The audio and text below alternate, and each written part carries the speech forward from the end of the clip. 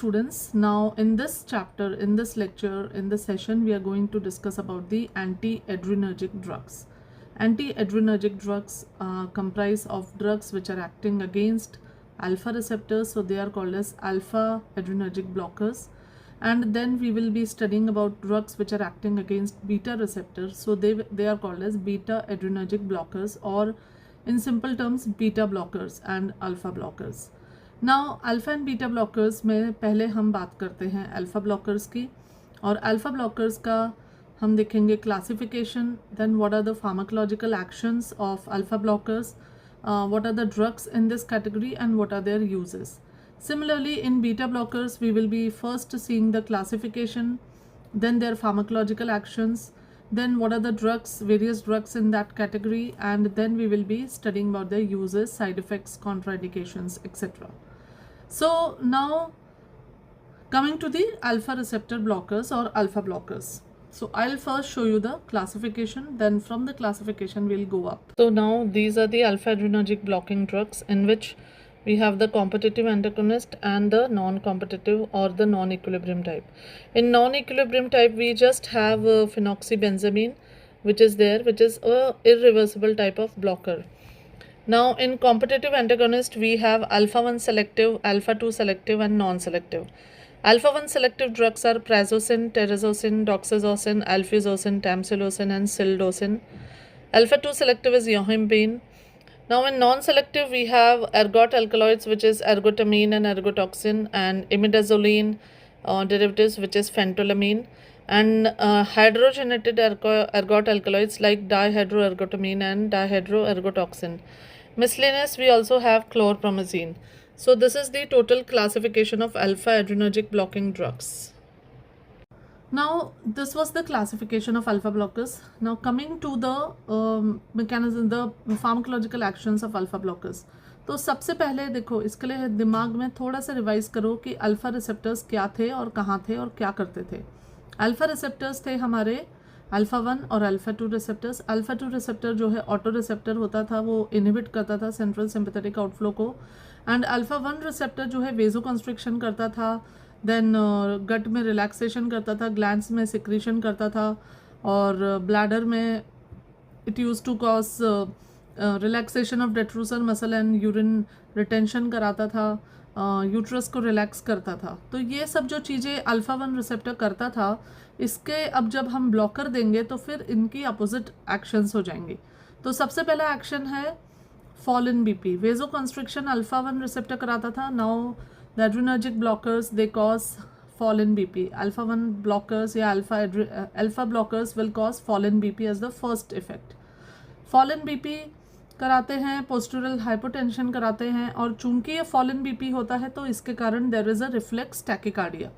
So the reflex tachycardia is because of fall in BP and it is not a direct action of alpha blockers. Second action they have is nasal stuffiness and meiosis. Alpha adrenergic drugs were causing mydriasis, so now alpha blockers cause meiosis. Then alpha adrenergic drugs, they were being used for decongestion of nose, so these blockers will cause stuffiness of nose. They will cause vasodilatation and stuffiness, blockade in the nose. Alpha adrenergic agents were causing retention of urine. Now in this case they will cause voiding out of urine. So it is seen that in benign hypertrophic prostate wale patients mein, if you give alpha blockers, then they are found to be very effective in BHP patients, and they help in proper voiding of the bladder. So this is one good effect of alpha blockers, one important indication, therapeutic indication of alpha blockers. So apart from that, yes, the hypotension that they are causing also reduces the GFR of the kidney, and that results in further sodium retention and expansion of the blood volume. So that is one side effect of hypotension. So overall effects of alpha adrenergic blockade can be summed as fall in BP, reflex tachycardia. So fall in BP is hypotension, postural hypotension, reflex tachycardia, nasal stuffiness, meiosis, voiding of urine, and sodium water retention. Yes, they also inhibit the contraction of vas deferens, and as a result they inhibit ejaculation, and so they might cause impotence also. and they improve the urine flow in BHP patients. So these are the main effects of alpha blockers. Now coming to the drugs one by one, phenoxybenzamine. Now what is phenoxybenzamine? Phenoxybenzamine is actually a non-equilibrium antagonist, means it is a non-competitive antagonist. It forms such a strong bond with the receptor that it does not leave that receptor for many days, and so this phenoxybenzamine continues to act for many days till the fresh receptors generate because of its covalent bonding with the existing receptors. Now phenoxybenzamine is a drug which causes fall in BP by blocking alpha 1 and alpha 2 receptors. Now what happens is that this postural hypotension, the hypotension is mainly postural because of venodilatation. The venodilatation is more than arteriolar dilatation. Secondly, phenoxybenzamine has got two more effects. First is it shifts the fluids from systemic to pulmonary circuit, and second is it shifts the fluid from extravascular to vascular compartment. So these two effects are there. And secondly, phenoxybenzamine is used in the treatment of pheochromocytoma, and this primarily it is used in pheochromocytoma and occasionally in peripheral vascular disease. So how it is used in pheochromocytoma and why it is used in pheochromocytoma, we'll see in the uses. Second drug in this alpha blockers is phentolamine.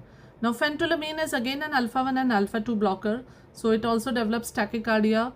This drug is mainly used in the diagnosis and intraoperative management of pheochromocytoma. Apart from that, it is not used in the management of blood pressure. It is not used in peripheral vascular diseases also. It is not used in cheese reaction or clonidine withdrawal.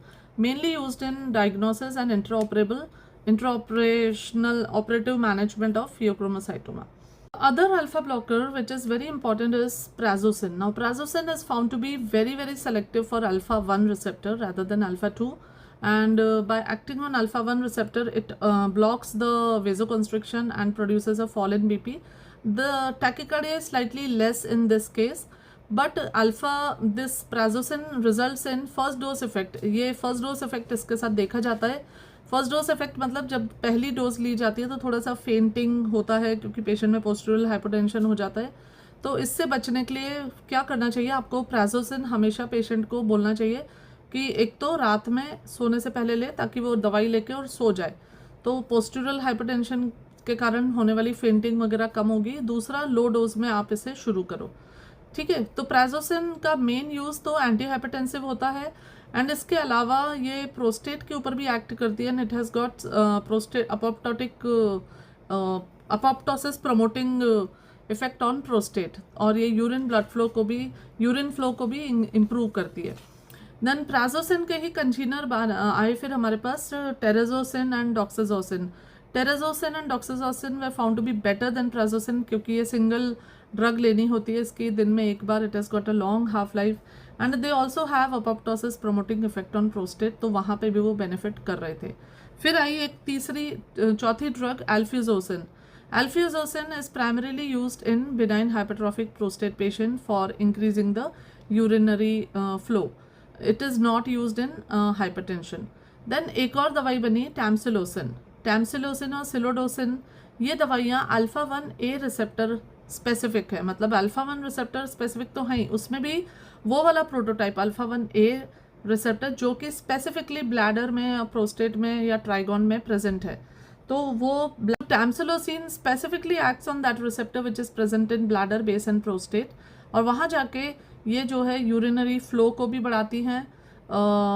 कैसे बढ़ाती हैं कि वो डेट्रोसर को तो contract कराती हैं, sphincters को रिलैक्स कराती हैं, अपोजिट रिएक्शन करती हैं जिससे कि urine flow hypertrophic patient prostate hypertrophy के पेशेंट्स में भी प्रॉपरली आता है. And silodosin is another alpha 1A blocker which is developed in Japan and which also improves the urine flow. तो ये जो दो दवाइयाँ हैं टैमसिलोसिन एंड सिलोडोसिन, ये यूरोसेलेक्टिव ब्लॉकर्स है, मतलब alpha 1A receptor blockers and specifically used in BHP only, while prazosin, terazosin, doxazosin are primarily used in hypertension. तो यूजेस की अब अपन बात करते हैं कि यूजेस ऑफ अल्फा ब्लॉकर्स करते हैं. यूजेस ऑफ अल्फा ब्लॉकर्स की, तो सबसे पहला यूज है phaeochromocytoma. Now phaeochromocytoma is basically a tumour of adrenal medulla, and इस ट्यूमर में बेसिकली बहुत सारा एड्रिनलिन बनता है एंड एड्रिनलिन सिक्रीट करता है ये ट्यूमर. सो अब इस ट्यूमर के कारण, इस प्रॉब्लम के कारण पेशेंट को परसिस्टेंट हाइपरटेंशन होता है, परसिस्टेंट हेडेक और मार्क्ड स्वेटिंग रहती है। और इसको डायग्नोज कैसे किया जाता है कि यूरिन में अगर मेटानेफ्रिन्स और वैनिलिल मैंडेलिक एसिड जो वीएम है उसके मेटाबोलाइट्स हैं वो बहुत ज़्यादा मात्रा में पाए जाते हैं। तो अब ये तो हुआ टेस्ट से डायग्नोसिस। एक फेंटोलामीन टेस्ट भी होता है, उसमें क्या होता है, पेशेंट को फेंटोलामीन इंजेक्ट किया जाता है। 5 milligram intravenous फेंटोलामीन is injected over 1 minute in a lying down patient. अगर उसका बीपी सिस्टोलिक लेस देन 35 गिरता है और डायस्टोलिक लेस देन 25 गिरता है तो ये माना जाता है कि पेशेंट को फियोक्रोमोसाइटोमा है। नाउ फियोक्रोमोसाइटोमा का मेन इलाज तो सर्जरी है। मान लो इनऑपरेबल ट्यूमर है, हम ऑपरेट नहीं कर सकते हैं, मलिग्नेंट है, तो उस केस में फिर phenoxybenzamine is the drug of choice. ठीक है, prazosin is an alternative but phenoxybenzamine is the drug of choice. अब हमने ऑपरेशन करना है। If the gland this pheochromocytoma tumor is going to be operated, then 1 to 2 weeks prior to the operation phenoxybenzamin is started to the patient. ठीक है, उसके बाद during the surgery phenoxybenzamin is continuously given to the patient. Now why it is given? पहला reason कि जो catecholamines होते हैं वो पूरा का पूरा हमारा जो बॉडी का वाटर मेटाबॉलिज्म, वाटर एंड जो ब्लड वॉल्यूम और डिस्ट्रीब्यूशन ऑफ बॉडी वाटर है उसको डिस्टर्ब करते हैं। तो फिनॉक्सीबेंजामिन जो है पूरा फ्लूइड जो है वैस्कुलर से एक्स्ट्रा वैस्कुलर से वैस्कुलर में शिफ्ट करती है। सो एक्स्ट्रा वैस्कुलर से वैस्कुलर में शिफ्ट होने से ब्लड वॉल्यूम नॉर्मलाइज होती है, बॉडी वाटर डिस्ट्रीब्यूशन नॉर्मलाइज होता है। सेकेंड रीज़न होता है कि जब ऑपरेशन के दौरान उस ट्यूमर को टच किया जाएगा, उसको निकाला जाएगा, तो उस हैंडलिंग से कई बार बहुत सारा एक्सेसिव कॉर्टिकोलामाइन जो है सिस्टम में आउटपोर हो सकता है ब्लड वेसल्स में। मतलब it can the gland will pour lot of catecholamines into the blood. Now this catecholamine will एकदम से ये बीपी को शूट करेगा। तो ये जो शूट करेगा बीपी, इसको कंट्रोल में रखने के लिए फिनॉक्सीबेंजामिन हम पहले से देते हैं ताकि ये बीपी बहुत ज़्यादा शूट ना करे। तो that is second reason. Secondly, जैसे ही ग्लैंड निकाला जाएगा, जैसे ही ट्यूमर निकाला जाएगा, there will be a marked fall in blood pressure. तो उस marked fall in blood pressure को भी मैनेज करने के लिए अगर पहले से फिनॉक्सीबेंजामिन दे रखी है तो वॉल्यूम डिस्ट्रीब्यूशन नॉर्मलाइज करके रखेगी वो, and that marked fall in blood pressure will not cause a shock like condition in the organs. तो ये 3 रीज़न है जिसके कारण phenoxybenzamine is given to the patient of pheochromocytoma. If it is malignant and inoperable तब भी देना होता है, और अगर ऑपरेट कर रहे हैं तो भी 1-2 हफ्ते पहले से स्टार्ट करके during the operation it is given for these 3 reasons. So please remember this treatment of phaeochromocytoma is very important. Then second use है इसका हाइपरटेंशन। तो हाइपरटेंशन में प्राइजोसिन जो है it afford symptomatic relief and it reduces the blood pressure. First dose hypertension भी ज़्यादा नहीं होता है, लेकिन प्राइजोसिन से बेटर और भी बहुत सारी हमारे पास दवाइयाँ हैं, बीटा ब्लॉकर्स हैं, एस इनहिबिटर्स हैं, ARBs हैं और CCBs हैं। तो फिर अब हम प्राइजोसिन वगैरह को इतना ज़्यादा यूज़ नहीं करते हैं। Then benign hypertrophy of prostate. Now prostate की हाइपरट्रॉफी में जो डायनेमिक ऑब्स्ट्रक्शन है, मसल्स को, टोन को ये ठीक करते हैं।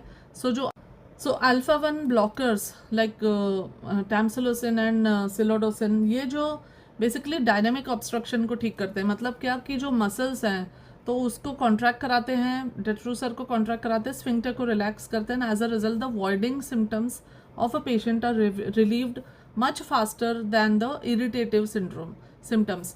तो प्रोस्टेट हाइपरट्रॉफी के पेशेंट में जो वॉइडिंग के सिम्टम्स होते हैं, मतलब हेजिटेंसी है, नैरोइंग ऑफ स्ट्रीम है एंड इनकम्प्लीट यूरिन फ्लो है एंड रेसिडुअल यूरिन बच रही है, तो इन चीज़ों को ये टैमसिलोसिन और सिलेडोसिन ये ठीक करते हैं।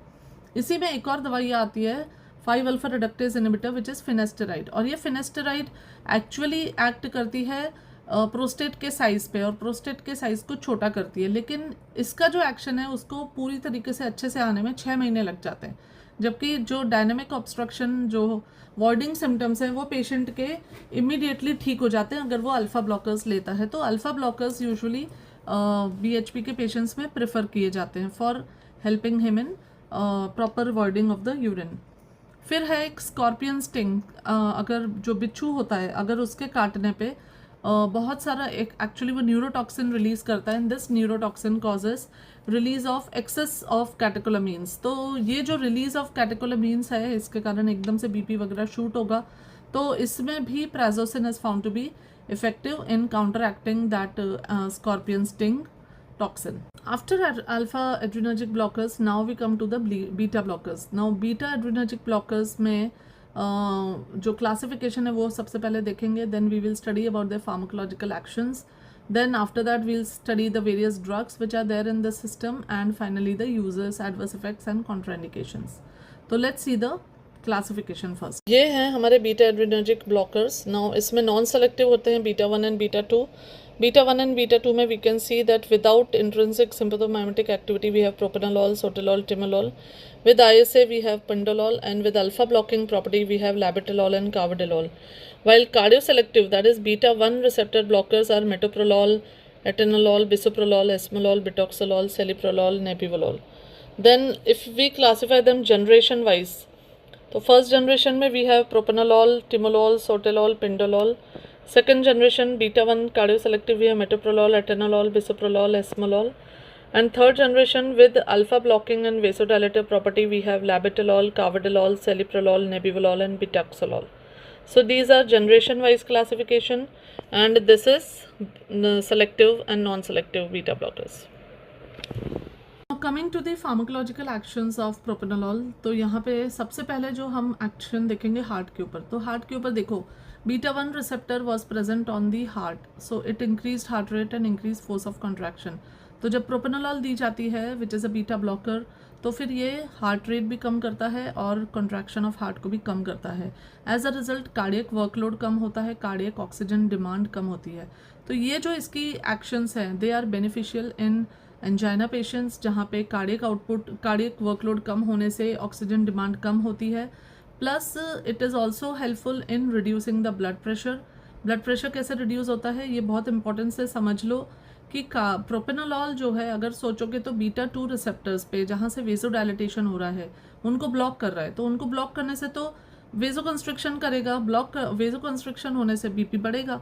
सो देखा जाए तो प्रोपेनोलॉल की ये फर्स्ट एक्शन है, लेकिन उसके साथ में वो बीटा 1 रिसेप्टर पे जो कार्डियो सेलेक्टिव एक्शन है उसकी हार्ट रेट कम कर रहा है, कार्डियक आउटपुट कम कर रहा है।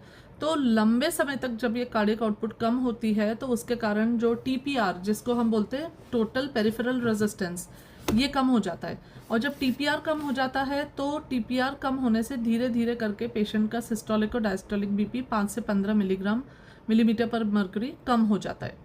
तो ये प्रोपेनोलॉल के हार्ट ब्लड प्रेशर कम करने का ये रीज़न है, ये मैकेनिज्म ऑफ एक्शन है कि it reduces cardiac output, and by reducing cardiac output it reduces the TPR.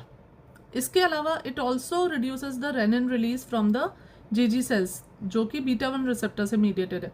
तो जेजी सेल से रेनिन रिलीज कम करने से भी उसका एंजियोटेंसिन एल्डोस्टेरोन सिस्टम ब्लॉक होता है।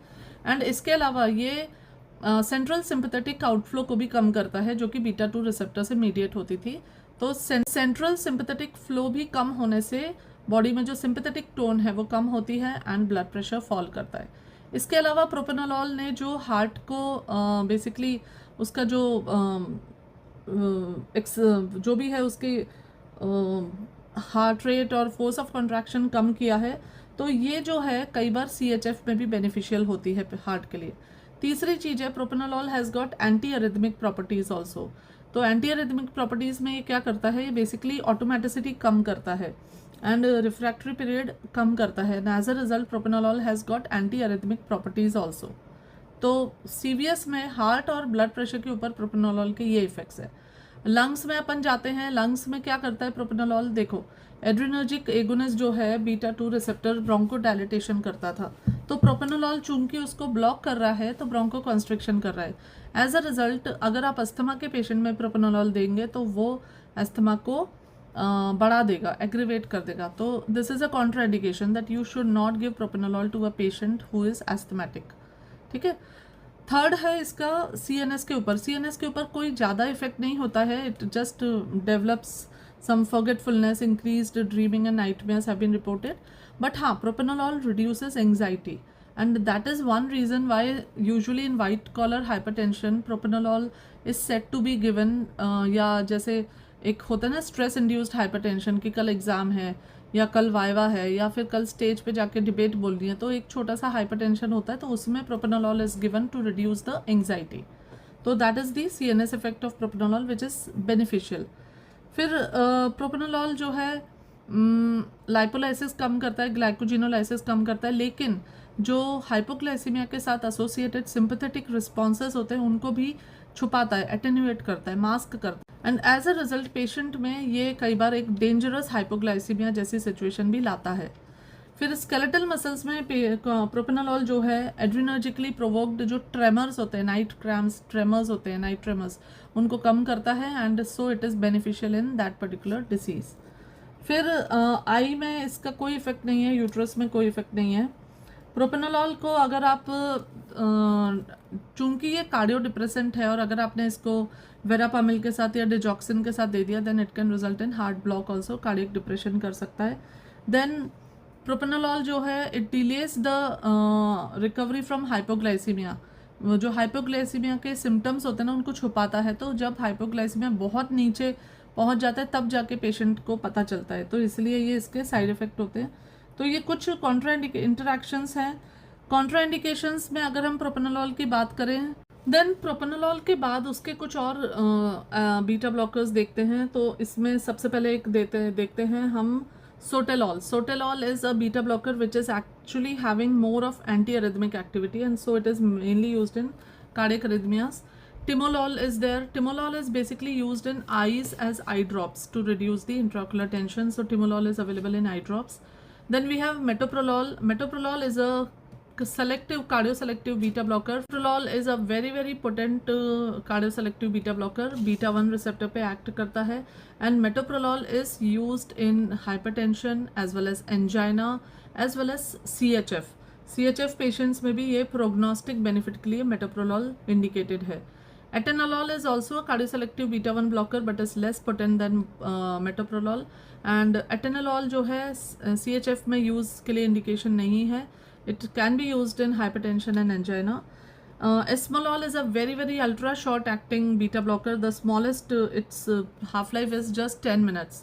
तो ये जो है esmolol it is mainly used to terminate supraventricular tachycardia, atrial fibrillation और flutter during anesthesia. So esmolol जो है इन cases में heart rate और blood pressure को control करने में help करता है. Bisoprolol is again a cardioselective beta 1 blocker and suitable for use in angina, hypertension and CHF. Nebivolol एक potent highly selective beta 1 blocker है, थर्ड जनरेशन beta 1 blocker बोला जाता है. इसमें एक और खासियत होती है, नेबिवोलॉल जो है NO रिलीज कराता है, दैट इज नाइट्रस ऑक्साइड, जो कि वेजोडाइलेटेशन करती है. तो इससे जो इसका जो ये एक्शन है, इसके कारण इसका हाइपोटेंसिव रिस्पॉन्स अच्छा आता है. Then celiprolol is there. तो और फिर एक हमारे दो दवाइयाँ हमारे पास हैं, labetalol and carvedilol. Now labetalol is beta 1 plus beta 2 plus alpha 1. ये सब रिसेप्टर्स को ब्लॉक करती है. सो इन सब रिसेप्टर्स को ब्लॉक करने से ये बहुत अच्छी पोटेंट एंटी हाइपरटेंसिव ड्रग है.